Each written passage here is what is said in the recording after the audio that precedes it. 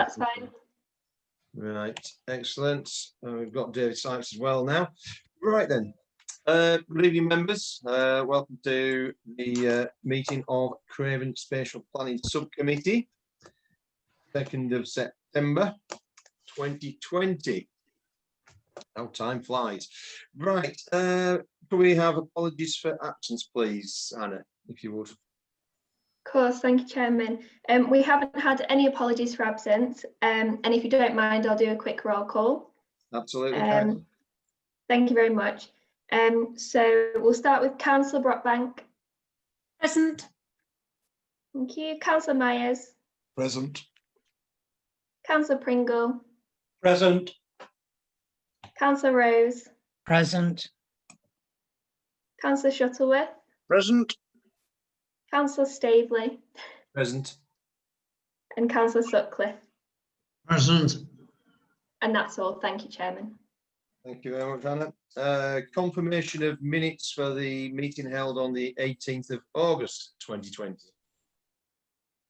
Have I got a proposer and a seconder, please, members? I'll propose them, Chairman. Thank you very much, Councillor Myers.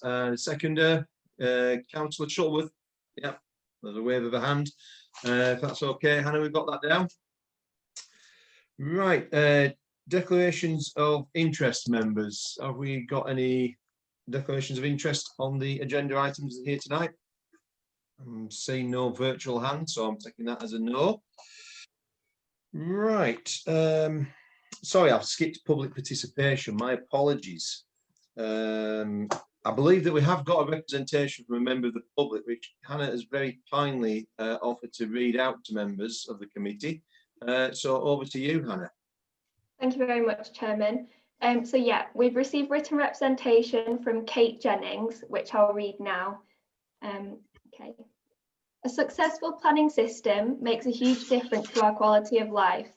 Nature and climate are in crisis, and we are reaching the end of a lost decade for nature. For more information, see link below. We must prepare for the challenges of the 21st century and help tackle the climate, ecological and health crises, and our planning system should help. I support the view of the Wildlife Trust, the RSPB, Wildlife and Countryside Link and others, that as they stand, current proposals for reform in England set out in the Planning White Paper will do the opposite. These reforms as proposed would increase nature's decline, fail to integrate nature into people's lives, and undermine the democratic process for local decision making. I have responded to the White Paper consultation, and I want my views to be taken into account in the formulation of the Planning Committee's response to the White Paper. Any planning system should be about creating and enhancing areas, places where we can all lead happier and healthier lives and enjoy and benefit from the environment around us. But there's not even a suggestion in the White Paper of including nature or accessible green spaces into the new growth or renewal areas. And there will be no change for wildlife in the protected area, leaving things as they are, an approach which we know is already failing wildlife and us. The government has made numerous commitments to nature's recovery, for example, in the 25-year Environment Plan, including ambitious targets for the creation of a nature recovery network, habitat restoration, recreation and woodland planting and regeneration. And yet the proposals fail to make clear how these will be accommodated within the proposed zoning system. The government has also committed to securing biodiversity net gain from development, but the proposals would appear to remove any requirement to understand what biodiversity is at risk from. Development in growth and renewal area fails to embed the mitigation hierarchy, which prioritizes the avoidance of effects over mitigation of, and as last resort, compensation for losses, and removes the mechanisms, i.e.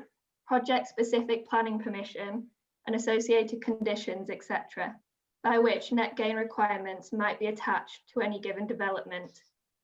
Finally, while it is claimed that the reforms are aiming to make it easier for people to get involved in planning so we can be a part of shaping the places where we live and work, the current proposals essentially halve the opportunities for democratic engagement in the planning process within the growth and renewal zones. And that's on item 7, Chair.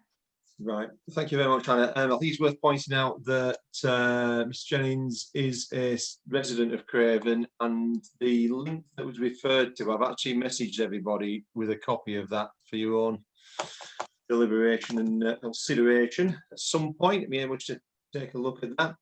Right, so there's no more members of the public wishing to speak, I assume, Hannah. So we'll go on to item 5. Craven Local Development Scheme Update 2020. So, Ruth, I believe that you're going to present this for us. So, if you will be so good as, Chair, if I can just jump in on 2 quick points. On the minutes, am I correct to assume that we've agreed the minutes by consent because nobody has gone against it? I know it's been moved and seconded. Just to clarify that. I believe that's the case. I didn't see any virtual hands waving when I was. That's fine, yeah. Going through that. Is there anything else, Alex? Is that it? Just the declarations of interest point on item 4. Don't think there is any, but just checking, Chair. There was an incredible lack of interest, to be honest with you. So I think it's fair to say that we've got that right. So anyway, Ruth, over to you. Thank you, Chair. So this first report, the purpose of this report is to present to members an updated local development scheme. And members will be aware that a local development scheme is a programme to prepare both documents that form part of the development plan for Craven and documents that relate to and support the development plan. So each local planning authority has a legal duty to prepare a local development scheme that sets out certain information, makes it publicly available and keeps it up to date. So the current local development scheme was approved by the Council's Policy Committee back in December 2017, and it set out a timetable for the preparation of the new local plan. However, now that local plan has been adopted, this scheme now requires updating to reflect both the current and future planning policy work. So the updated scheme that's the draft updated scheme that's appended to the report meets the legal requirements and sets out. So if I just sort of go through each section of the actual scheme, first of all, the first section relates to the documents that form part of the development plan for Craven. So that's the adopted Craven local plan, the made Gargrave neighbourhood plan, and the minerals and waste local plan that's prepared by North Yorkshire County Council. The next section relates to a list of supplementary planning documents, or SPDs.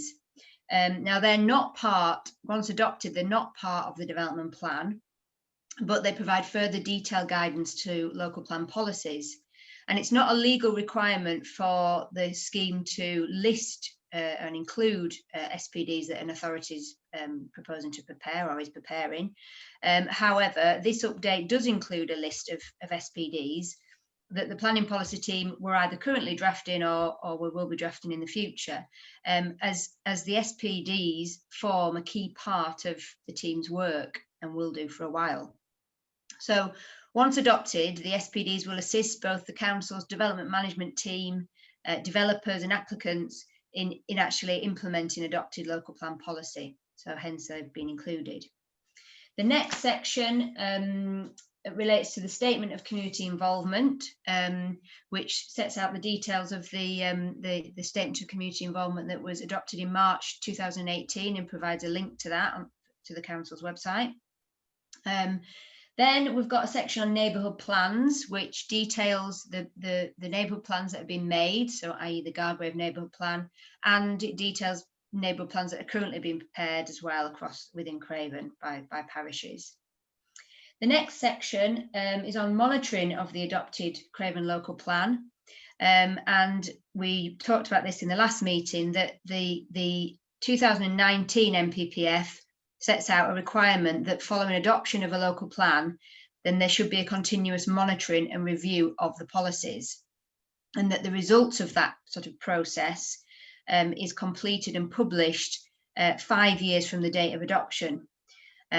So for us in Craven, that would be by November 2024. And if this process identifies that any policies need updating, then this should be done following that 5 year review and monitoring period. So that's the section on monitoring. Included within that section is a little bit on the evidence base and the local plan evidence base, saying that that evidence base will be updated as necessary, and that will form part of that monitoring and review process, and that the existing evidence base and any updates to that are published on the council's website. And also that section includes, it sets out that the local plan is a key council plan or strategy that via this monitoring and review process will consider how any updates to plan policies will help to achieve the themes and actions set out in the council's climate emergency strategic plan, and contributes to the council's pledge to make the district of Craven carbon neutral by 2030. So there's a link to that in there. Then also the next section is about the authority monitoring report. So it provides details of that, what it is, the timetable for when it's published every year, and linked to the council's webpage that provides links to the current AMR and past AMRs as well. And then the final section includes a little bit on the duty to cooperate, which there's a current requirement for the duty to cooperate to be met in preparing and updating Craven local plans, which is a process of discussing with neighbouring authorities strategic sort of planning issues. So I think it's important just to say that obviously the one item on the agenda for tonight is the proposals contained in the white paper. But in terms of this adopted local development scheme, it's important to note that these are only proposals at this stage, and that this local development scheme update doesn't reflect those because they are just proposals.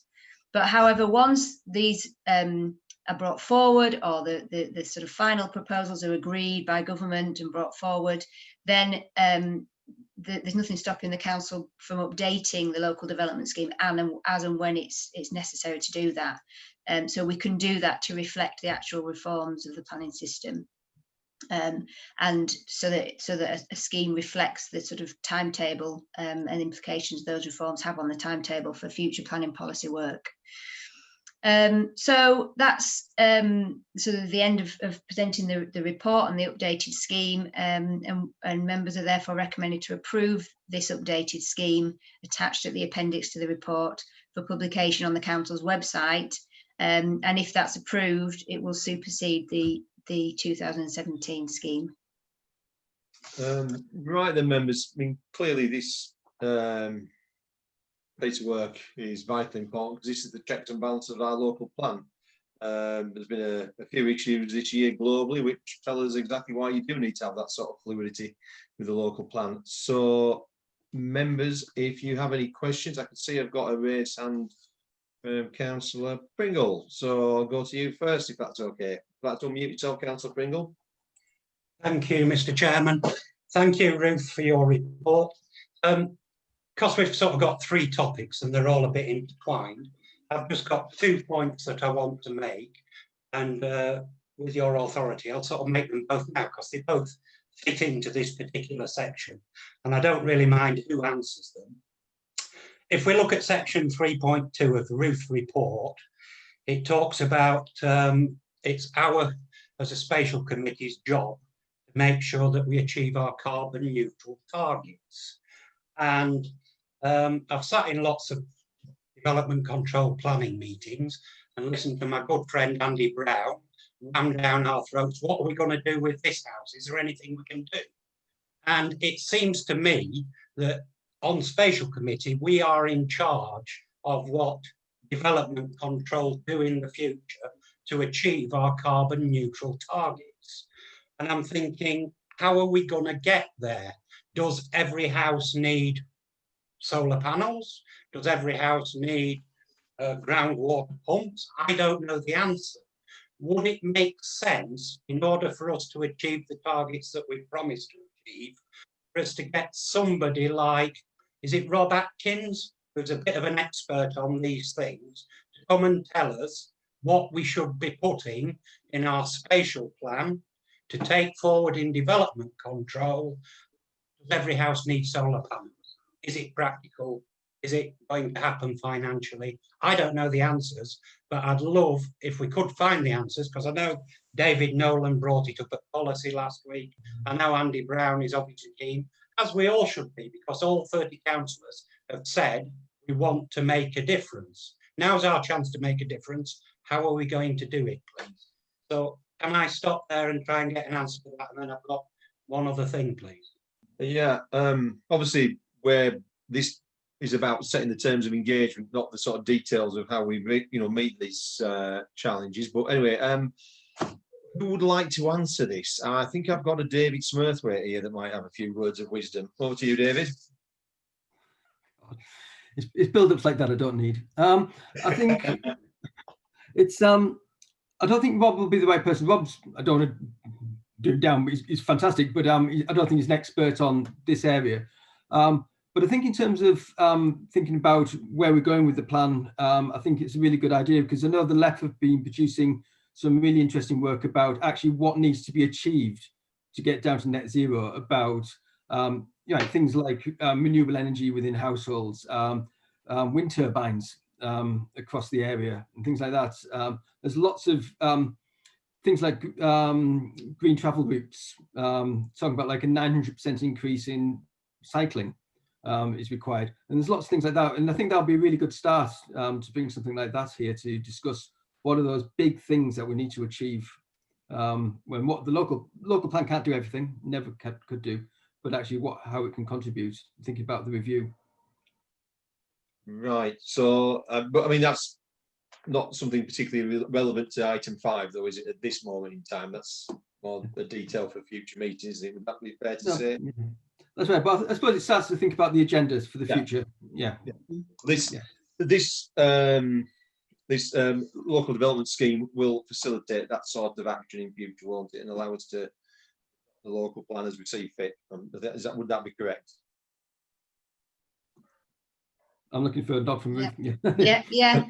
And if I can just add that at the last meeting of Craven Spatial, you remember that we talked about monitoring discussion papers, which was members agreed that they should be prepared to sort of help the process of monitoring and review, and that initially one of those monitoring discussion papers, we would look at the links between the actions and themes in the emergency strategic plan, and what the current local plan and local plan policies do to try and achieve those, and that as part of that monitoring discussion with members of Craven Spatial, then we can talk about these opportunities to talk about how any local plan review could help to continue to do that, or to sort of introduce perhaps additional requirements that the current local plan doesn't have. But that's something for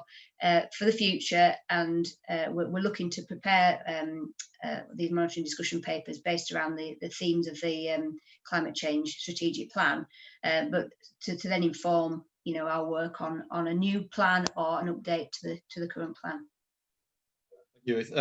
Right, Councillor Pringle, you had a second part to your question, I believe. Is it relevant to this agenda item, or you want to bring it in for the later agenda items? Well, it is relevant to this because I've taken it from the evidence base, which is in Appendix A. By the way, then I've got Councillor Myers after that. This is my main key point, and it's the reason I'm sat on the planning committee. I have suggested that we are building houses without employment. And if you go on to the evidence base that we've produced, there's the Litchfield report of 2017, which is a 213-page document, which basically underpins my theory. And it concludes. Councillor Pringle, can I just interrupt you there? I'm minded that this really does sound like it's relevant more to item 7. Is that fair to say? Because I mean, it's important that members of the public will be watching this, and obviously they're trying to follow quite a difficult subject matter, as we councillors are. Dare I ask, do you think this might be worth concluding when we get on to item 7? So I'm just trying to think the answer that you might get given would have more context.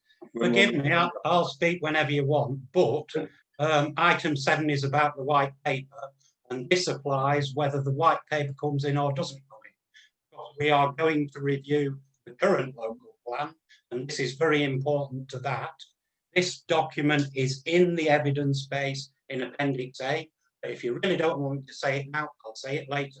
But well, it's up to you, but I dare say we'll reference this. I mean, I'm looking at the officers. Have we, the way that this is going, there's already been some discussion on this, hasn't there? So, in terms of some numbers that have been thrown around, I believe. So we'll carry on. Then we'll finish your point, Councillor Pringle, and then we'll get an answer, and then we may reference back to this point at a later agenda item. The long and short of it is that Lichfield report that we paid for in 2017 says if we are going to build 4,500 houses roughly, we need 32 hectares of new land for building employment on. We've only got 10. That's what it says. Ruth will back me up, and it concludes that we're short of employment land. In simple terms, we as a committee have a couple of choices. We either have to go knocking on doors, or our officers do, to try and find more employment land that balance the plan, or we have to slow down the pace of building houses. And my question is, which is it going to be? Councillor Simon Myers has kindly joined in the debate this afternoon, and he came up with the brilliant thing, which I haven't actually thought about, saying we've got more jobs than we have workers in Craven area. And David kindly wrote, they both came up with different figures, but it's a good point. But if you actually look at the Lichfield report on about page 22, they've covered that. They have covered all eventualities. They've covered Brian's point of job migration, and they still come to the conclusion that we are desperately short of employment land, which is understandable because, as Richard Foster says, employment land's worth nothing compared to housing land. So I'm going to shut up now. That's my basic point. Are we going to build lots of houses with no jobs, or are we going to go out and find some more employment land? Right. So thank you, Councillor Pringle. So that isn't really, so you're not sort of saying that that's relevant specifically to agenda item 5. It's more of a general point. Right. Can I ask, David, would you like to give some sort of reply on this, or some sort of wisdom on this? I'll use the word again. No pressure. Yeah, no pressure. Yeah, it's no, thanks for that. It's because it's one of these issues which really gets to the core of what the local plan's about, and what the inspector looks at in particular in terms of the balance between housing and employment. Forgive me if I try not to go on too long, because it is there's a number of issues and it's quite complex. You've got two sides to it, obviously. You've got one, the jobs, and one, the people, in terms of workers we need to consider. So firstly, if you think about the job side of things and what Lichfield did, when they were looking at their work, what they do is look at government forecasts for each area about what type of jobs are likely to be created and how many jobs. And what they've got is some averages. So if they say you're going to create 100 jobs in manufacturing, they know roughly how much space you need to accommodate 100 jobs in manufacturing.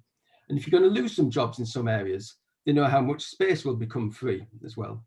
So what they did was they said, because you can look at it in different ways, they said there'll be between 27 and 32 hectares of land required to meet our needs. And then they go and look at, well, actually, what land have you got?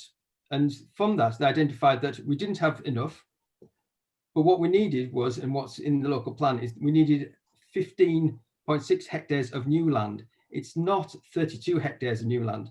When my first reading of it as well, I thought exactly the same as you did, Councillor Pringle, because I sort of panicked, like, how on earth do we find 32 hectares of land? It's just not easy. But in essence, what they're looking at is 15.6 hectares of land, which is still quite a lot. I think the next thing then is thinking about what was debated this afternoon was about job density and about how many jobs. What Lichfield aren't doing and what the local plan isn't doing is solving the issues of the past. So what we've been seeing is an increasing number of jobs as versus population year on year. So it's 1.2 jobs per person we've got at present. Last year it was 1.17. I think it was 1.14 before then, and so on and so forth. And that's actually, it's more stark than you actually think, because if you think of the people aged between 18 and 65, some of those are students and not working, some of those are long-term sick and can't work, and some are early retirees. So it's actually, we've got far more jobs than we have people. And for an area like this, that is peculiar. As you look at that list of sent round, you take out the London boroughs, Oxford, Cambridge, you're down to a handful of places. It's like Aberdeen. We know why that is. So it's peculiar. Craven is peculiar in that sense. And the main reason is that we've got some very strong and large employers and very small aging population. In terms of housing and the housing side of things, and this is a key one. Oh, sorry, as Councillor Shuttleworth made a point as well in his email, just wants to pick up about commuting and where people work. Yes, a lot of people live in Craven and work elsewhere. Often, main destination is Bradford. Anecdotally, it's Airedale Hospital and places like that. So they don't go very far, but it's the nip over the border. But because of this ratio of 1.2 jobs per person, we have to be a net importer of jobs. So we actually, more people from Bradford come into Craven than Craven goes to Bradford. Far more coming from East Lancashire into Craven than going to East Lancashire. So that's it. And you can see it in terms of the infrastructure. The A629 is now the third busiest road in North Yorkshire after the A1M and the A19. And in the morning, because I've got to use it, the predominant flow is going into Skipton. It's not going the other way. In terms of housing numbers, I think the key thing to remember here is that, yes, the 4,000 odd houses which we're building are important, but in terms of actual people, the 26,000 houses which have already got built and what's happening in all those houses is far more important. So just taking myself as an example, when we submitted the local plan, we had 4 people in my house.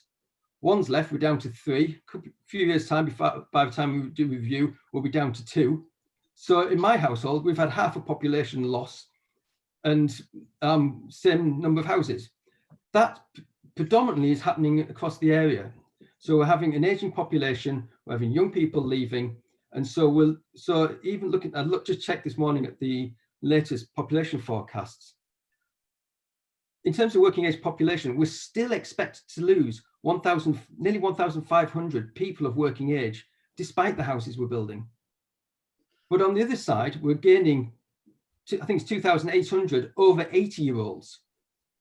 And that's not over 80-year-olds moving into the area. That's just people getting older. It's the baby boomers moving through. So that's where it's a great thing. People are living longer. But the most important thing there is about the dynamics which is happening within our housing market. It's not the 26,000 houses is much more important than the dynamics of the 4,000 houses. I think I'm trying to think if there's any other things to pick up on. And I think another point you made was about the difficulty of delivering employment land. That's very true. It's much harder to deliver, well, Jenny may disagree, but it's much harder, in my view, to deliver employment land than it is housing land. Partly because of the values, partly because it's often the employment land's put in the more marginal land.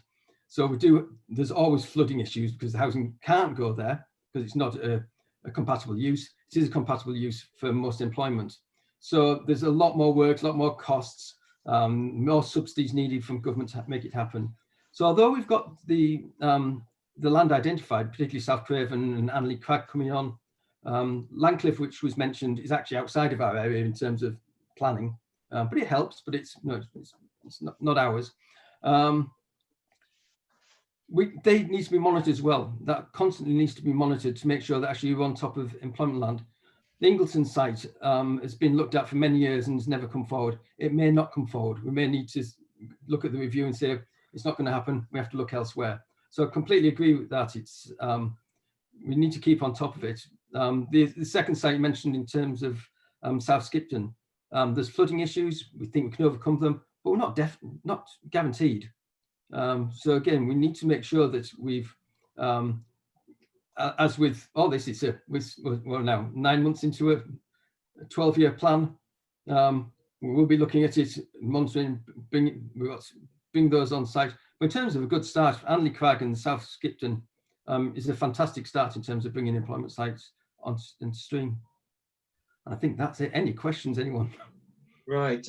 Yeah, I think just for transparency, members of the public watching may be getting the view that there's conversations going on outside the meeting. Councillor Pringle's pretty much articulated the points that he made in an email that he'd sent to members regarding this issue. Councillor Shuttleworth was mentioned as well, who was obviously highlighting the relationship between Craven and the outlying areas and the movements of residents and workers in and out of the district. So that's it. That's just for the benefit of clarity and transparency for members of the public who may be watching this. Clearly, from what David's just articulated to members of the committee and the watching public, it isn't just as straightforward. There is quite a lot of nuance to this. So I'm inclined. Councillor Brockbank, you've put your hand up. I have got Councillor Myers next. Is your hand up in relation to this item, or is it a separate item? Right, Councillor Myers, may I beg your forgiveness for just allowing Councillor Brockbank to get this one question, and then we can move on to your point? Go ahead. Go ahead. Thank you. Councillor Brockbank. Thank you, Councillor Myers. It's really just regarding Mr. Smurthwaite's comment on employment land and landowners, obviously and understandably not wishing to release land for employment land. Then surely then it's Craven District Council could perhaps look at reviewing the land that it owns with a view to releasing some of that for employment land. David, is this a process that we engage in? I take it is it? Yeah. Yes. So with the land we've got at present, a lot of it's identified and in the local plan at present, bringing forward hopefully the Energy Lane Depot to increase that. Whether we want to release some of our land for alternative use, mixed uses, employment, it's not my department, but yeah, I think that can be put forward, and that's a thing for members to discuss. In terms of land, which why would a landowner bring forward employment land and not housing? If they think they're going to get land at house prices, for housing, they're not going to put it forward for employment, clearly. And even if we allocate it as for employment, they just won't develop it because they've always got that hope value that something will come forward. And that's why they'll always look at, it's almost not quite last resort, but it's not far off. If they're going to make more land out of agriculture than they are out of employment than agriculture, they'll go that way. But if they can go housing, they'll go that way. So yes, in terms of if the administration, if the councillors want to look at our assets and how we use them, then that's a discussion to be had. But generally the point stands in terms of desirability from the point of view of landowners about why they go down that particular route. Right, thank you. I'm hearing a lot of justification from councillors for accepting the recommendations in this report. It's quite clear that, the local plan is an evolving document. It does need to be scrutinised. I'm hoping Councillor Myers will get us back on track. Councillor Myers. Well, to an extent, with the odd little detour, because they're very interesting points that have been raised, and not only do they concern councillors, they concern the people who we represent. And I think it's very important that what David has been saying about the fact that we're an importer of jobs and the demographic problem we have understood. We don't allow housing because we want builders to make money or we want more council. None of us want to see the countryside we grew up in covered in houses, really. But what we do need are jobs for young people, better jobs, and we need housing they can afford. And where we have an aging population, you know, what are we going to do? Ship old people off somewhere else? You know, we have to build more houses, because otherwise the village schools will shut, the churches will go, you know, the communities die, and we know. And we must do what we can to fight that. So I think it's really good that we're talking about this.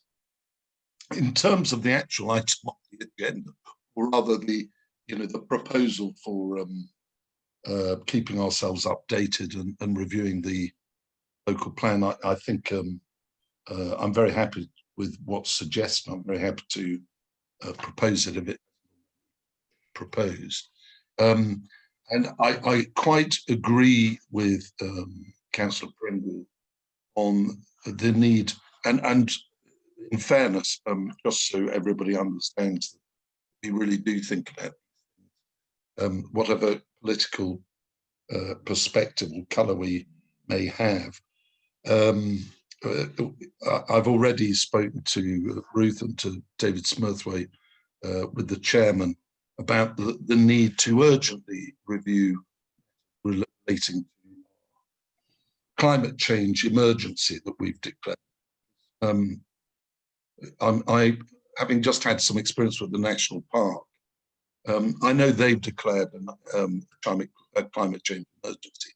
It has had no impact whatsoever on their planning policies, and that's a nonsense. It's an absolute nonsense. We can have as many electric vehicle charging points as we like. We can cover the town hall in solar voltaic panels, but if we're building houses that burn oil and aren't well insulated, we will achieve nothing. So it is a matter of urgent review, but I think the officers are well aware of the fact that we need to crack on with this, and if we need to get in some expertise from outside, let's do that, and let's see what the LEP have come up. But yeah, that can be on our work programme, and I look forward to seeing papers on that in the nearest possible future, because we have a deadline, and it's not just that we have a deadline that we've put down in paper. We have a deadline as a planet, and we have to get on with it. Otherwise, there's no point in us building affordable houses for young people, because their future will look very grim indeed. So let's crack on with it. Right. Thank you, Councillor Myers. So I've got a proposal from Councillor Myers. Do I have a seconder? Councillor Brockbank's waving her hand. Either that or she's waving at William, I'm not sure which. So I think we've got a seconder. If we haven't got any more questions from members, I think we should go to a vote, Hannah. Yes, please. Thank you, Chairman. Oh, so when I call out your name, I'll interrupt you there. Councillor Shuttleworth has been. Are you being inconveniently late, Councillor Shuttleworth, or did you press the wrong button?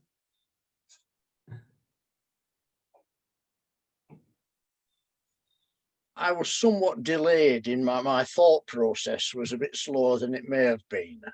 But in reviewing the supplementary planning documents, and particularly in relation to climate change and the target of zero carbon by 2030, can we not incorporate something in the good design SPD? Detailed guidance to aid developers and decision makers in bringing forward new development proposals founded on good design principles. Design is an overall thing and not just in relation to natural appearance. I'm going to ask Ruth an answer on this, but I suspect we probably know the answer, because good design is quite a broad term. So Ruth, if you don't mind. Yeah, thank you, Chair. The good design policy that we have in our local plan does incorporate an element of about sustainable construction, and so the good design SPD will provide more detail about that. So the Good Design SPD is currently being drafted to reflect sustainable construction techniques and the ways that the current policy can help to achieve a carbon neutral Craven by 2030. What we've got to be very careful about in preparing SPDs is that they can only cover what's in the local plan policy. So if we produce an SPD, for example, that set out some additional requirements than what was in a policy, then we'd be open to challenge on that, and then there's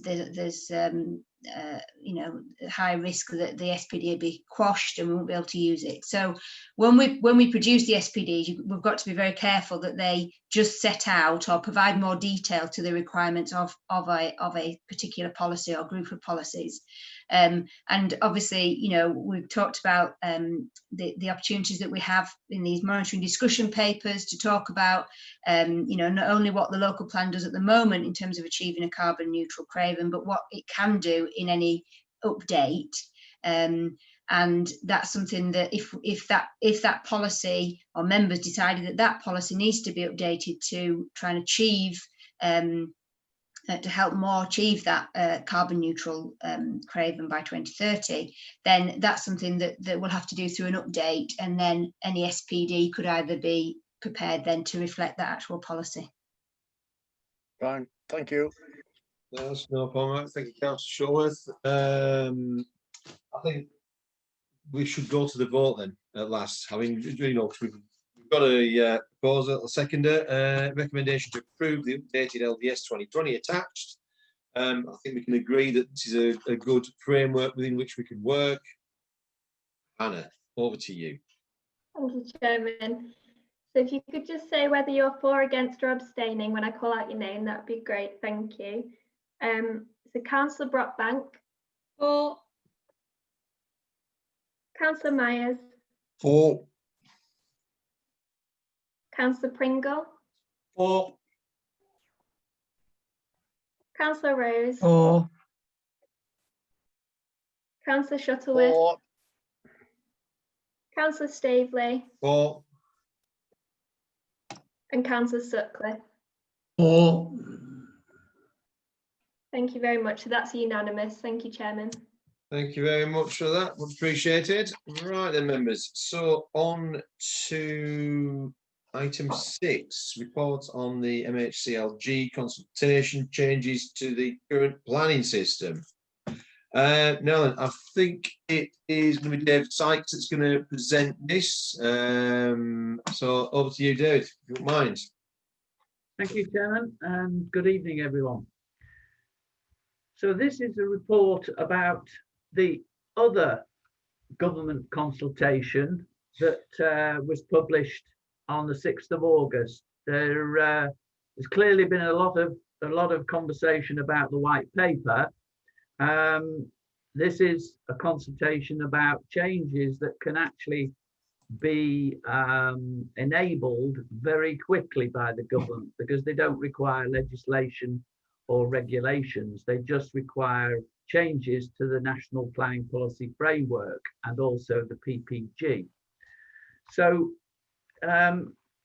whilst it isn't the wide-ranging changes of the white paper, it is a very important. There are some very important changes here that I think it's important for Craven District Council to let the government know their views on.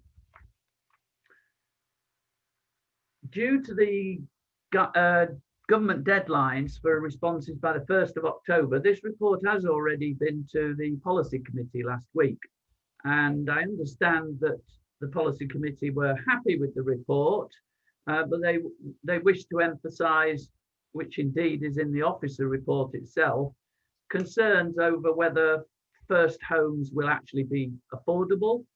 And they were clearly reluctant to lose any affordable housing in the housing pipeline. So that was their a summary of their views to be passed on to yourselves. The consultation then sets out proposals for measures which the government say will improve the effectiveness of the current planning system. 4 main proposals relate to changes to the standard method for assessing local housing need. We in Craven haven't been required to take account of the new standard method that was introduced a couple of years ago, because the way the system treated the housing, the Craven local plan, we could still use our strategic housing market assessment. So to a certain extent, we're a bit in the dark on that one, but we think we can say 1 or 2 things that are important to say. The second element relates to first homes being provided, and we discussed as a committee first homes replacing entry-level homes at the last meeting in August. The third element is supporting proposals to support small and medium-sized builders by temporarily lifting the small sites threshold beyond which developers do not need to contribute to affordable housing. And that's where clearly the policy committee have raised concerns about the fact that we will lose some affordable housing if those applications for smaller sites come forward. And finally, extending the current planning in principle to major development. Again, this is something that members might not be too familiar with, but we put some more information in the report, which I don't intend to go over, about what planning permission in principle is and the standard method.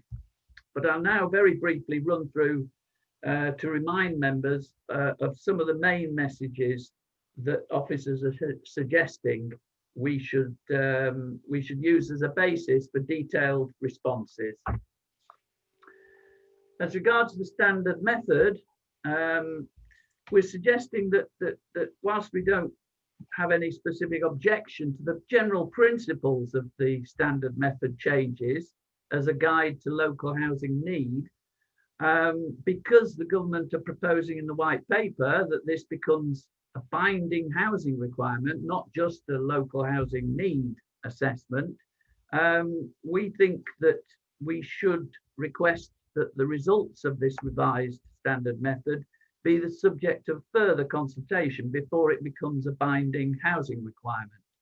Otherwise, it's essentially a top-down approach without any say from the local authority. There are also more detailed nuances about the standard method that we would like to comment on.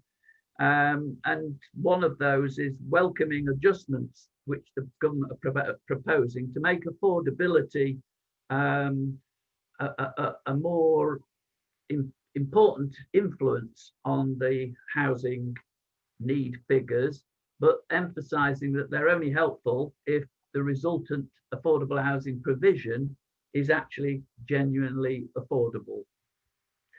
As far as transitional arrangements on this standard method is concerned, we shouldn't need to be involved or need to have transitional arrangements affect us, because it's only really for those authorities that have already started the new plan process or a review of an existing plan. We haven't done that yet. So what we'd be saying, to make it clear, if members are happy with this, that we shouldn't have to review and update our local plans in the short term to take account of this revised standard method. We've only recently adopted the plan, and we're not proposing to review the plan just yet. Then on to first homes. This is clearly one of the major policy changes that the government are wanting to introduce as soon as possible. And they're firstly going to do it, I can't imagine it changing, that they're going to effectively, again, perhaps too top down than it should be, they're effectively going to require local authorities through the National Planning Policy Framework to have 25% of all the affordable housing on a site across the country to be for first homes, for first time buyers. And so they've taken out the renting element of entry level homes, and they're just talking about buyers. And they're flexing their muscles by saying that if that doesn't work, they'll go to legislation to make sure that local authorities do it, because obviously the NPPF is a material consideration, important material consideration, but clearly, obviously, the development plan needs to be looked at as a starting point. But I think it's the writing's on the wall that we're going to have to, as local authorities, take account of this 25% rule. As far as that rule is concerned, if it comes in, we're saying, whilst again, in principle, we don't think it's necessary to object. This is only if first homes are genuinely affordable for local people in Craven and also across the country elsewhere, and that they don't detrimentally affect the provision of other types of housing needs, i.e. the rented sector. And in Craven, to be genuinely affordable to many households, not all people in need, but for many households in Craven, first homes would have to be shared ownership. So we're trying to get those points over in our response. As far as transitional arrangements for first homes, the government are saying that authorities need to update their plans to review the evidence base and produce a policy that reflects the new situation as far as first homes are concerned. We're hoping that, well, we're suggesting that we say that because of our flexible approach to the 10-year split of affordable homes within policy H2, we shouldn't necessarily have to review and update the plan. We can review and update as necessary the evidence. Then a particularly key point about the level of discount that the government are proposing on first homes. They're wanting a minimum of 30%, but then they seem to be saying a maximum of 50% discount. Now, that's not going to be genuinely affordable to many people in Craven and other authorities probably. And what we intend to do, and it's not in the report, but I've been back to the consultation that the government had in February on first homes. And within that, they promised that LPAs could set an appropriate level of discount on a case-by-case basis. So we'd like to add in more detail to the comments on this, that this promise should be kept, because in Craven, there are many cases where a 70 to 75% discount will be required to allow households to access, households in need to access housing. Finally, on first homes, exception sites. Again, no objection, but subject to the government sticking to their proposed flexibility to allow other affordable housing tenures, such as housing for rent, on such sites. We're suggesting we support policy not applying to designated rural areas. And this is because the rural exception sites can perhaps are a better mechanism for providing affordable housing in designated rural areas. And the good thing about the consultation is that they're proposing to make rural exception site policy a little bit more, well, my interpretation is that they're going to make it a little bit more attractive to landowners to bring land forward. Finally, we'd like to say that the NPPF revised policy should make clear that the scale of such sites should reflect relevant local plan strategy, spatial strategy, and the appropriate scale of housing growth in settlement hierarchy. So in other words, not just a top-down approach, but there are relevant local plan spatial strategies to take account of. On supporting small and medium-sized businesses, clearly it's regrettable that we will lose some affordable housing if certain sites come forward within the 18 months that they're proposing for a temporary change to this threshold. Again, something that perhaps we could add into what's not in the committee report, especially to reflect the policy committee's concerns about affordability and not losing too much affordable housing, is to suggest that a lower increase in districts that are not meeting their affordable housing need and have environmental constraints like Craven, that lower increase below 40 or 50 would help out not lose affordable housing in those districts. Finally, the permission in principle, we're just saying that as the council will remain the decision maker directly or indirectly on the granting of permission in principle, there's no objection to extending that from minor development below 10 houses to major development, providing a height restriction is applied to the permission in principle. Sorry, I've gone on a little bit.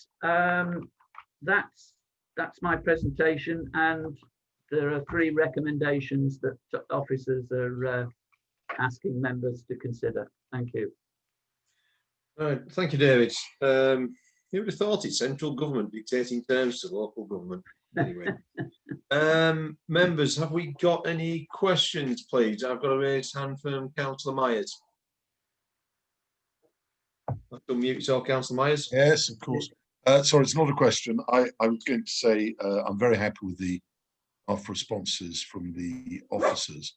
I wouldn't mind us on this and the next item, if we can, saying that we're a bit disappointed that central government has ceased to recognise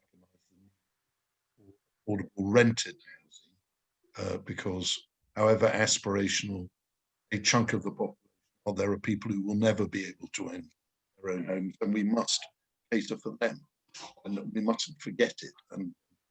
And you know, wherever you find a place to emphasise that, David, I'd be very happy, and both in this and the next one. So I'm very happy to propose it.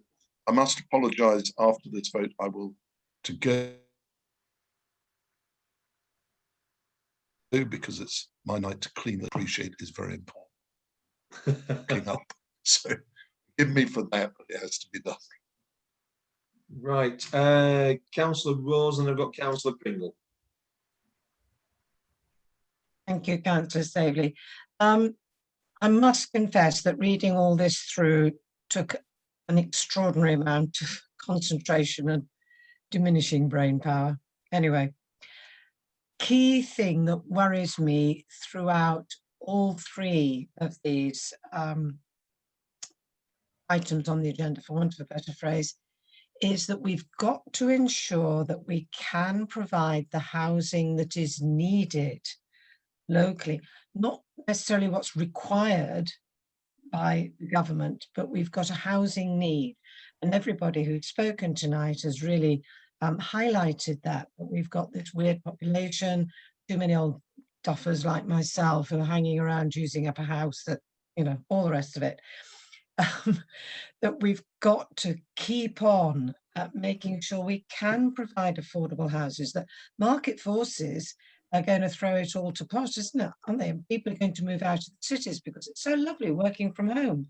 Let's all move to Craven, enjoy the scenery, work from home. We've made a pot of money selling a house elsewhere down south. And now, you know, what's going to happen to our local population, our youngsters who need to be able to buy a house, or, as Councillor Mayers has said, rent. okay, 87% allegedly wish to own their own houses, but that does mean there are some people who wish to rent, or maybe in a position where they're not going to do anything else other than rent. So rather than a specific question, I'm just really concerned that we do have set in stone, concrete or whatever, a good policy throughout that allows us to have housing that we actually need. I made sense there. Yep, that's absolutely fine, Thank you. Councillor Rose. Well said. I've got Councillor Pringle and Councillor Shuttleworth. Councillor Sutcliffe, I hope. Sorry, Councillor Sutcliffe. I stand corrected. Sorry. So Councillor Pringle first, please. If you'd like to unmute yourself, then Councillor Sutcliffe. Thank you. Two things. The first one's very, very quick. Could I ask David, thank him for his report, ask him, he did mention that an affordable house, in the opinion of the Spatial Committee, would have to be shared ownership. Some members will smile at what I'm going to ask now. Would a house that costs 239,000 be beyond being affordable? Right, I think I'm going to look to Jenny for some wisdom this time. See, not everybody's expected, David. Jenny, would you like to unmute yourself? Yeah, thank you. 239,000, yes, is the short answer. If it's a shared ownership property. If it's a first home, no, I would say. The thing is, it's all based around market value. So that is assessed, as you said, market forces, they'll drive up the value. What shared ownership does is it allows us to sell a property at between 25% and 75% discount, okay? So if you bought a so let's take, I'm going to round it up to 250,000, this £235,000 house, which it is, not 39. So we'll round it up to 250. If you were buying that traditionally, I've got some figures from the mortgage people, the mortgage broker national who specialise in shared ownership. So if you're buying as a very wealthy first-time buyer this £250,000 home, you would need an income of £47,500. You'd need a deposit of £12,500, and I've gone back 6 months because this is when you could get 5% deposits, but it's all relative. So deposit of £12,500, and your monthly mortgage payments would be £1,183. Okay, so clearly that's not affordable to very many of us. Now then, if you take that same house, which we do, we take that same house, and you sell it as a shared ownership property, and you buy a 25% share, which is currently the minimum, although government is pushing to change that so you can buy 10%. But anyway, 25% now, you would need a household income of 24,700. You'd need a deposit of 3,125, and your monthly combined rent and mortgage, your monthly outgoings would be £743, same house. So it either costs you 743 as an affordable home, or it costs you 1,183 as a market home. Now that's the way shared ownership works. And it has been, since the crash, it has been the favoured affordable sale model. There are others, we've had others in Craven. What First Homes will do currently is take that model and say, right, that house, the maximum discount at the moment is 30%. So you're way up. It excludes a huge band of people who could afford it were the price a little lower. And the thing is, we currently, as a rule, as a general rule, we currently get 75% affordable rent on a site. So 75% affordable rent, 25% shared ownership. What's going to happen is that 25% shared ownership will become 25% first homes. And so that intermediate swathe of people who work locally, who don't qualify for rented, but can't afford first homes, are going to be disenfranchised completely, my view. So it's coming. I mean, the government is driving this agenda. It's coming, and it's coming soon. So if we do want to get shared ownership, what I'd say is we need to get a move on, and we continue to negotiate and agree shared ownership in the interim, so we build up that stock of homes.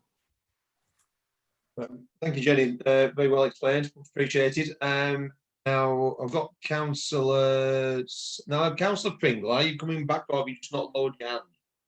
No, sorry, I wanted to. Supplementary. I did have 2 points.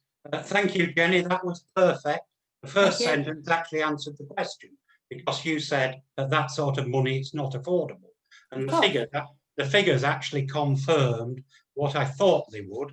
So at 235 or 39,000, it's 700 a month if you own a quarter of it.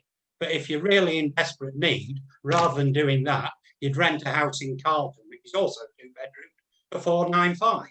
So it's sort of not affordable. It's not the basic affordable house that we think it is. But thank you, you've answered the question perfectly. The second point goes back to, if this is our submission about the changes to planning, which are going to affect housing numbers, it goes back to my original point, because David gave me some brilliant answers, thank you, but he wasn't quite right in everything he said.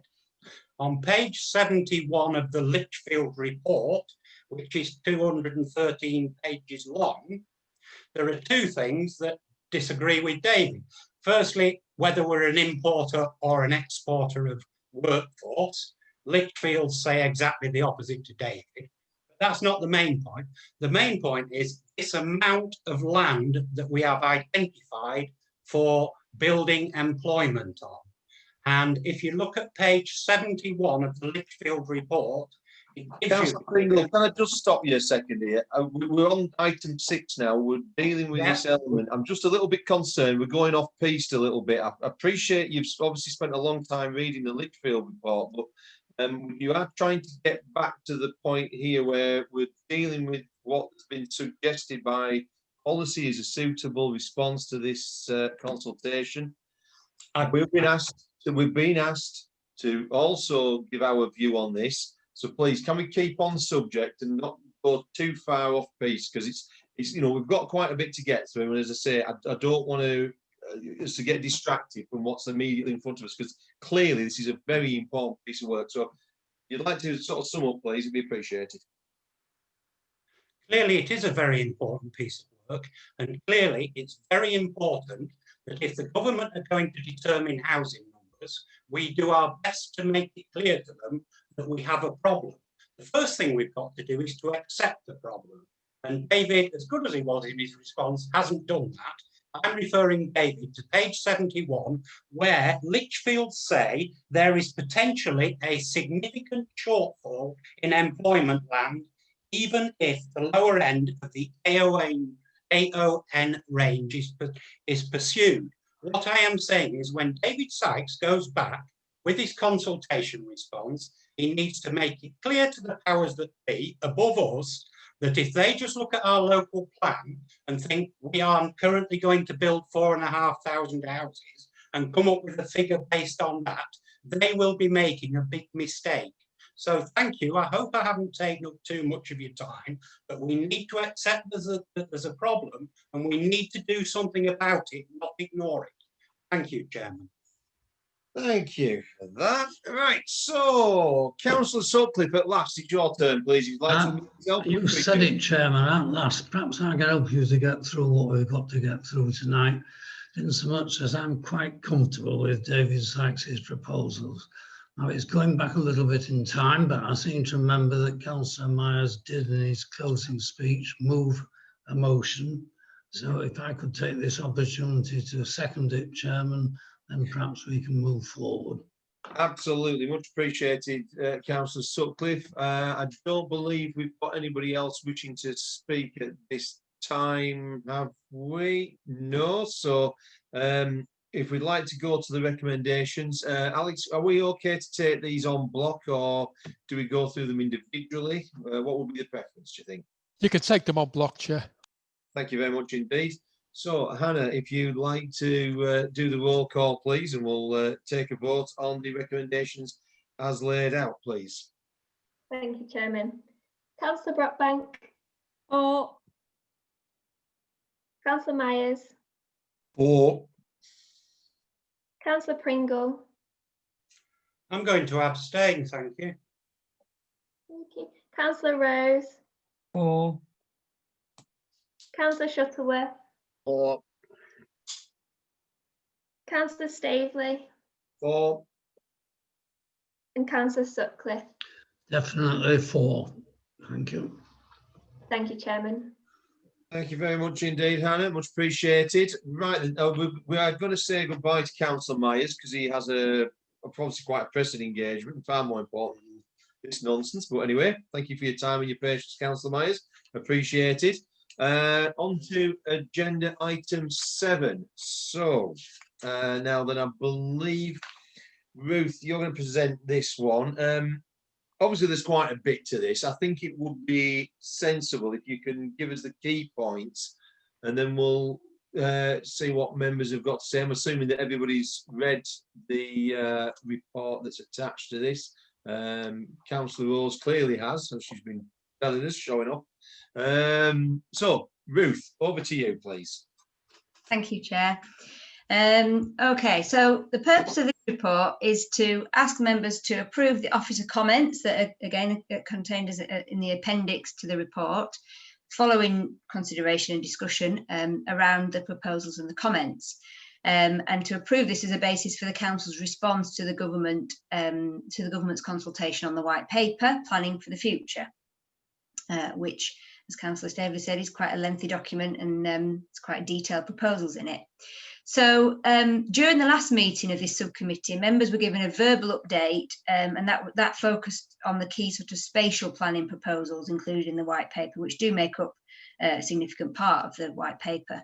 And members were promised more detail on the white paper and an opportunity to discuss the proposals. So hence this report being brought to members tonight. So the appendix to the report really is sort of set out, it's, first of all, for each proposal, it sets out a summary of each proposal, and those proposals are split into sort of the three sections of the white paper. The first one is about streamlining the planning process, and it's all about new local plans and the timetable for that. The second one is about design and sustainability, and the third one is about infrastructure delivery. So each proposal, based on those 3 sections, are set out in the appendix, a summary of each proposal, followed by any alternative proposals that the white paper presents, and then a section on what the officer comments are really on that relate to each proposal. So, as I say, I'm not going to, as Councillor Staveley was saying, I'm not going to go through every single proposal and every single comment in presenting the report. What I'm going to do is I'm just going to focus on the key proposals and the officer comments that relate to those key proposals. So in terms of the first section on streamlining the planning process, the white paper proposes a new style local plan, which is a simplified local plan that will identify 3 types of zoned land: growth, renewal and protection. And in order to prepare that plan, that new simplified plan, the white paper proposes that there will be a statutory timetable for authorities to prepare that and for the planning inspectorate to examine that. And this would either be 30 months or 42 months, depending on when an authority has adopted its current local plan. And that this new style local plan would be based on a standard template. It will be map based, and it would use digital tools for public engagement. So in terms of sort of the key officer comments on these proposals for streamlining the planning process, it's considered really that the zoning proposal, that concept is sort of too broad brush, if you like, and it's not significantly sort of nuanced or subtle for rural areas like Craven. The terms renewal and growth imply significant growth, which may not be good terms for rural settlements that we have in Craven, for example. If a renewal area implies sort of renewal, regeneration, and that might not be something that's suitable for our rural settlements. The white paper proposes that the NPPF would be the main source of development management policies, with local plan policies that only relate to growth areas or renewal areas. So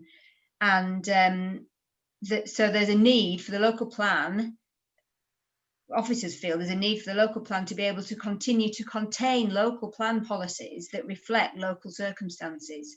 So there's this shift that the plan won't contain as many local plan policies that reflect local circumstances, that they'll be more in the national planning policy guidance and framework that will be updated.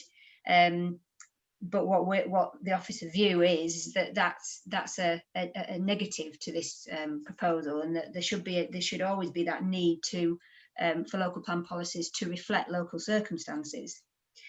And you know, the white paper's main focus really is on housing growth, and there's no mention, or very little mention, of the scope, the need to protect employment land. So obviously there's a need to do that, because if it's lost, then you reduce that overall employment land supply, and you create an imbalance between housing and employment, which touches on what we've discussed already. There needs to be that balance, which the current local plan, aims to do. So in terms of the proposed timetable of 30 or 42 months for preparing a local plan, it's officers' view that this is overambitious and unrealistic. So, for example, the stage about drafting a local plan and producing the evidence over a 12-month period seems to be particularly unrealistic, given the amount of time that it takes to produce the evidence. And whether you're a small rural authority or a large urban authority, you still need the same types of evidence. You know, it might not be as detailed, but you still need that, and it takes time to prepare that or to update the existing evidence base. So the white paper proposes a shift in emphasis from public engagement in the development management process to more public engagement during local plan preparation. So in the growth areas where there'd be significant growth, these areas would have outline planning permission, and in renewal areas where some development will be acceptable, there will be a presumption in favour of development for suitable uses.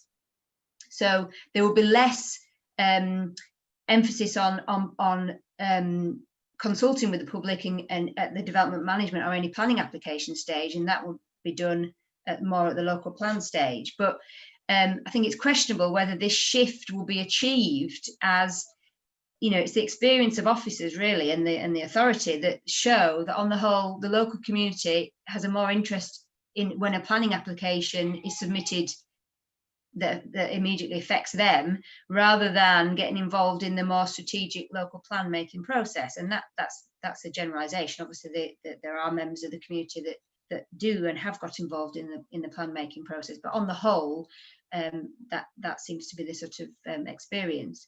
So there's concern that this approach will exclude some members of the public from the entire planning process. So on the whole, in terms of the sort of the standardized digital map-based local plans, I think officers support that, and the use of digital technology to engage with the public. I think there's an opportunity for us to do more of that.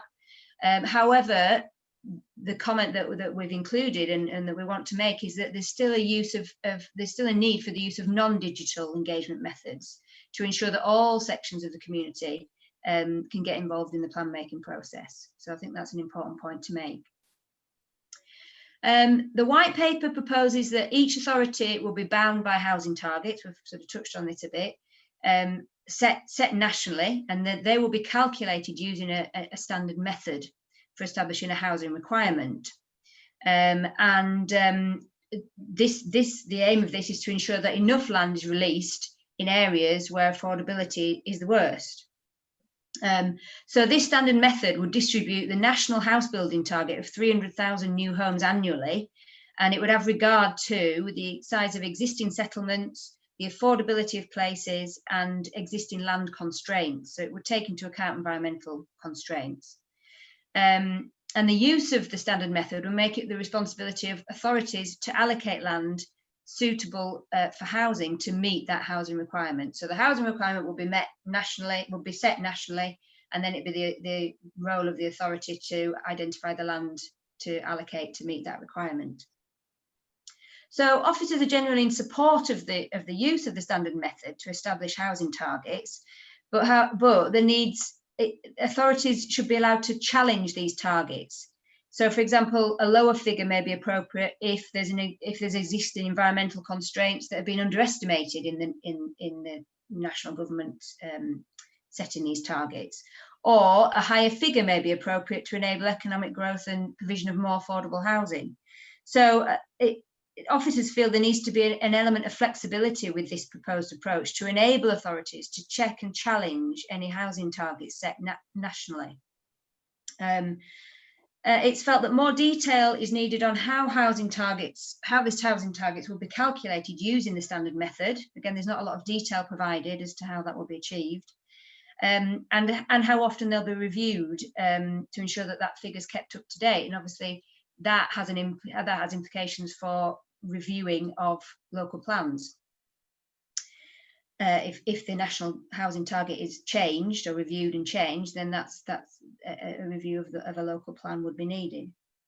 So in terms of the affordability of new homes, it's the view of officers that affordability in areas of greatest demand, such as more rural parts of Craven, would not be addressed simply by building more homes. And the proposal promises that beautiful, well-designed, affordable homes are provided. And the white paper talks about allowing densification of existing residential areas. However, officers feel that if this means more flats and smaller family homes for those in affordable housing need, then that would not be acceptable. And that there's a need for a range of well-designed, beautiful, affordable houses to meet the needs of an area. Any reform of the planning system should ensure that affordable homes delivered are truly affordable to those who live and work locally, which includes the provision of affordable rented, again we've touched on this, to meet the needs of those for whom home ownership, even subsidised, is not an option. So it's not just about providing first homes for first-time buyers. There's a need to for any reform of the planning system to ensure that a range of affordable homes is provided to meet the local needs. The last sort of key proposal on the streamlining of the planning system is that the white paper proposes that local plans be subject to a single statutory sustainable development test. Now, this would replace the tests of soundness that currently are used to examine local plans. It would replace the duty to cooperate, and it will provide updated requirements for deliverability and environmental assessments. So in terms of environmental assessments, the white paper proposes to replace sustainability appraisal, the strategic environmental assessment and environmental impact assessment legal regime with a simplified sustainable development test. So it's officers' views on this that, like a lot of proposals in the white paper, there's limited detail on how this test would actually work. It's accepted that the current sustainability appraisal of local plans is cumbersome and it is complex. However, this proposal of getting rid of sustainability appraisal would mean that there'd be no formal requirement to examine alternative realistic plan options, which the current sustainability appraisal process does do that. And as part of the local plan, it appraised different options for growth. And so therefore, how would any different options be tested? That's the question that officers have. And we feel that it must be that this ability to test different options should be retained, along with community engagement on them, that the community should have a say in what those different options are and what the best of them are.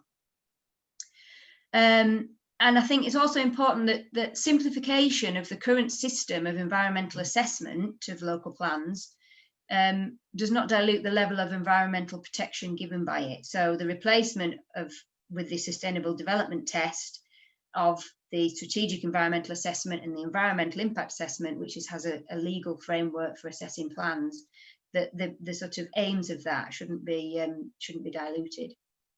And in terms of the proposal to remove the duty to cooperate, the process of cooperation between authorities when preparing local plans to identify and consider local strategic issues is a positive one, which should be retained. I mean, it may not be called duty to cooperate in the future, but it's officers' views that this should and undoubtedly will still happen. There will still be a need for that discussion between officers, between authorities, about strategic issues.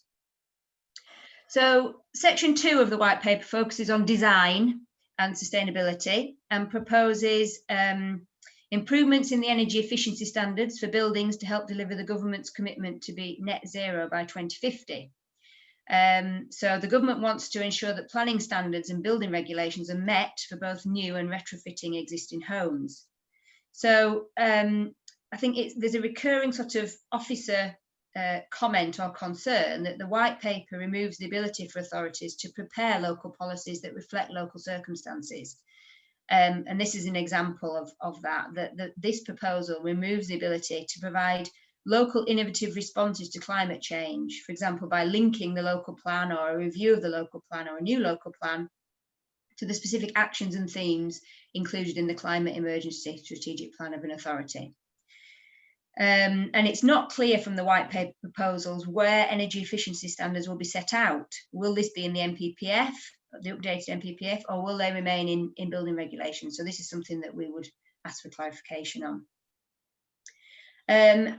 In terms of design and sustainability, the white paper proposes that local plans should be supplemented by locally prepared design guidance and codes.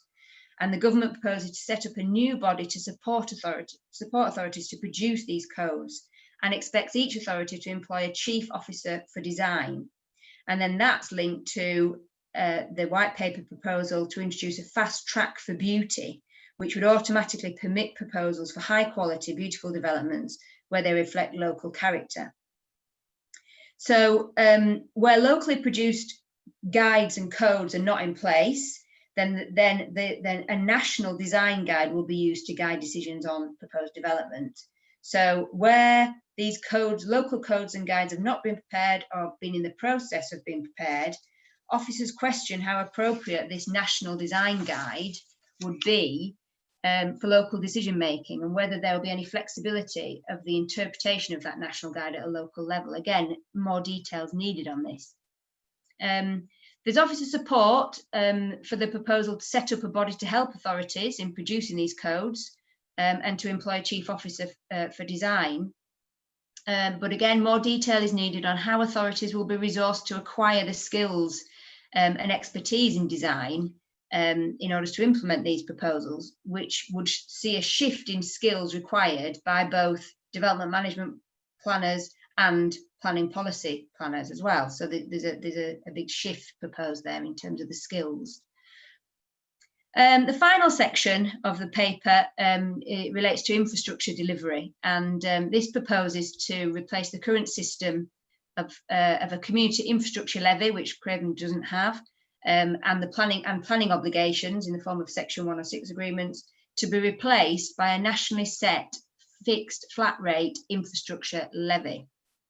And that new infrastructure levy would allow authorities to secure more on-site affordable housing provision. So in terms of officer comments on that, the simplification of the current system is welcomed as long as it can provide more certainty for developers and reflect the infrastructure needs of a rural district like Craven, including high quality on-site affordable housing. Officers question whether a levy based on a nationally set flat rate is appropriate for all areas, and that the setting of a levy should, and the threshold for it to be set, above which to be set, should be flexible enough to reflect local circumstances. And whether the system used to collect developer contributions is via Section 106 obligations or under the new infrastructure levy, the detail of how this will be achieved is important. The chosen mechanism should be capable of delivering jobs, sustainable and inclusive economic growth, as well as addressing key issues such as the provision of affordable housing.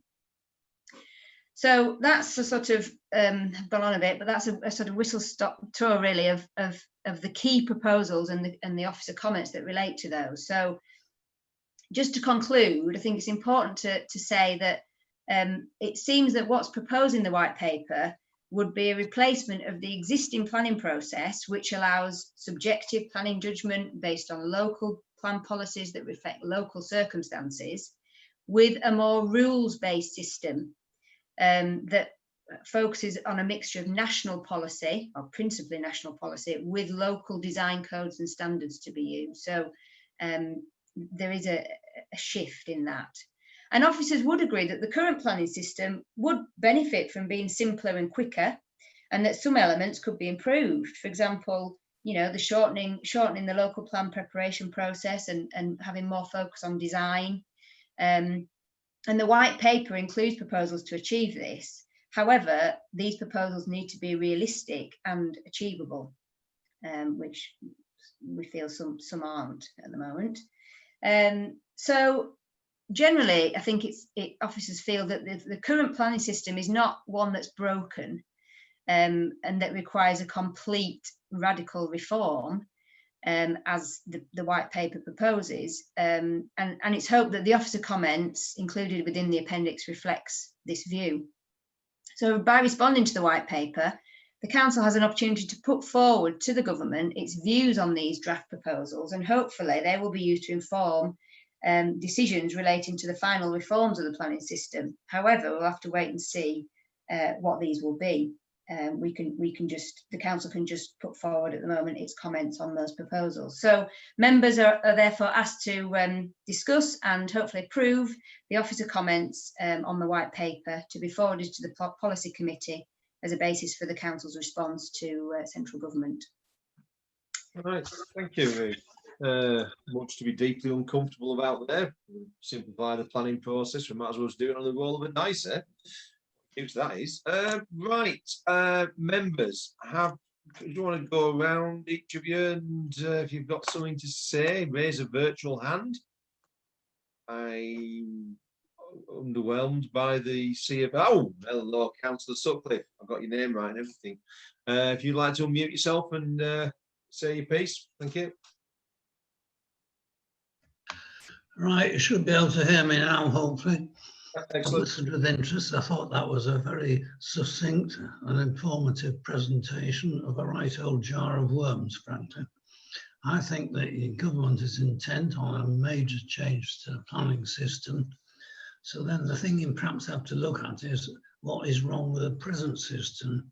Now, the main criticism is the time delay in decisions on applications.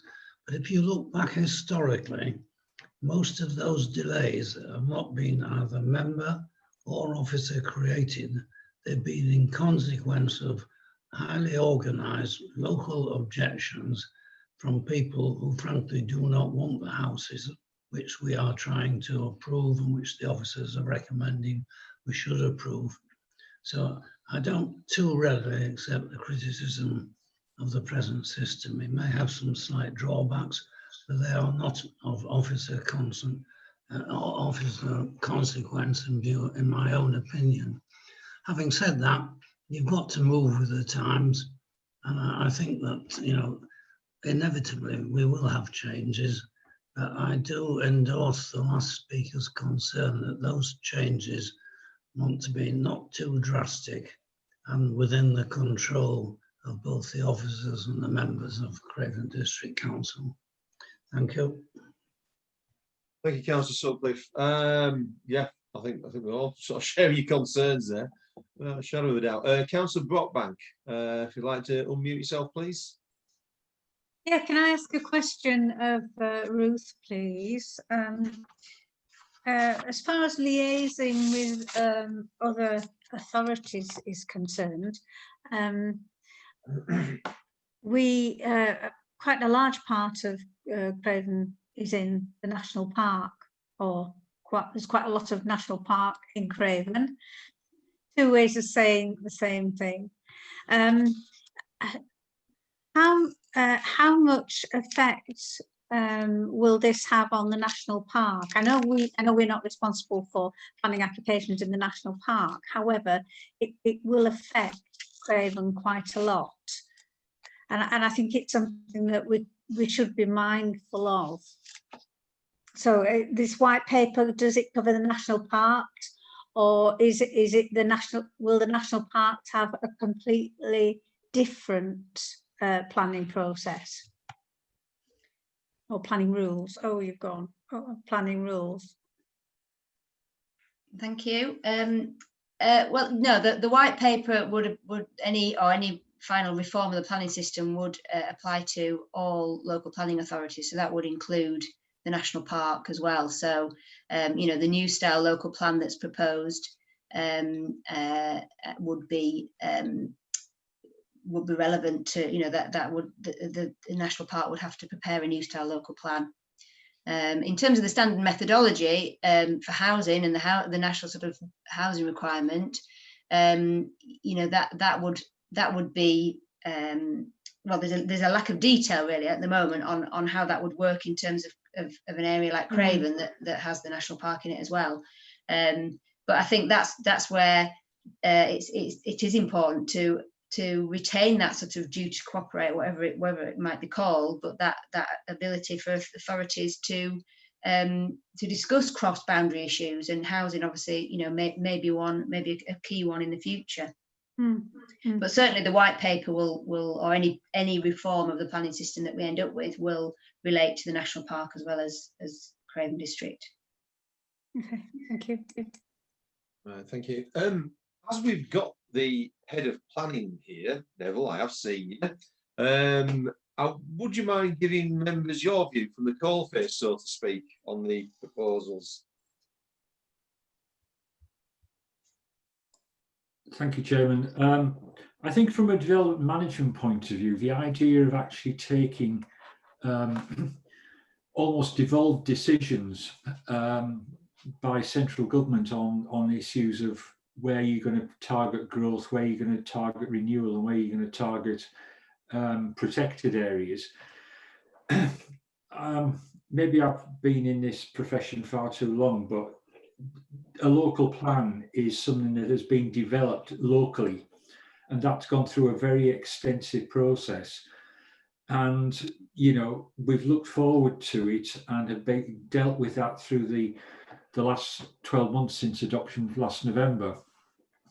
And I am a little concerned that, and it's in the paper that and comments, because obviously I've been party to the comments that have been submitted on this, to actually take the decision-making process into growth areas, renewal areas, and protected areas on a national basis, and then almost get rid of, not exclusively, but get rid of the local plan process by effectively being driven by the NPPF.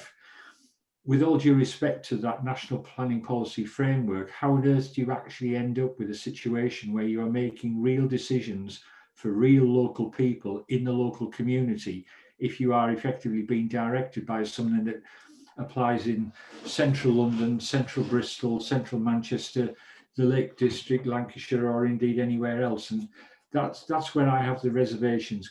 We'll have to wait and see what comes out of it, but I think it, to some extent, yes, there are ways that things could be improved, but it's to some extent by attempting to go back to digital zoning. We didn't have digital zoning when local plans were first developed in the 1960s, but they were based on zoning, and it didn't matter what went in that zone. And that, I think, is a retrograde step that I wouldn't like members to lose the ability to make decisions on. But that's set out in the response. Neville, much appreciated. Chair, just on the back of that, can I just say that the responses that are set out from officers are not totally dissimilar from other responses from other authorities, and one of the key themes where officers have got concerns on this across the board is that I think that there's an understanding and an acceptance that there are things that can be done to improve the current system. But the concern would be if one of the strengths of the current system is the local input into it, and is the input that local members and local communities can have on issues that actually affect them. And I think part of the concern and part of the themes that are raised in that paper are that there might be some things that detract from that. And if there's any elements of trying to centralize things, trying to do things from on high, trying to do things from Whitehall with reduction in that local input, I think it's a problem. And I think that paper tries to capture that, Chairman. Thank you, Alex. Very good.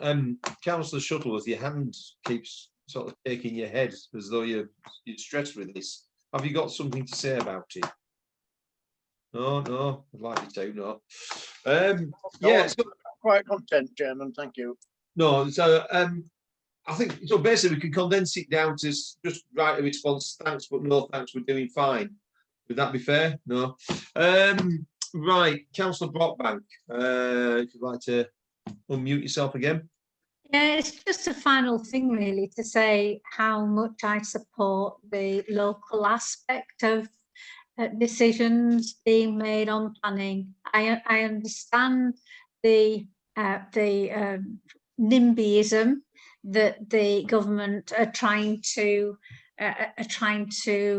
overcome, but I do strongly feel that the local the decisions need to be kept locally, definitely. Councillor Brockbank, I mean, dare I ask, Ruth, have we mentioned the term localism in our response too much? Because this does seem to fly in the face of that agenda somewhat, doesn't it?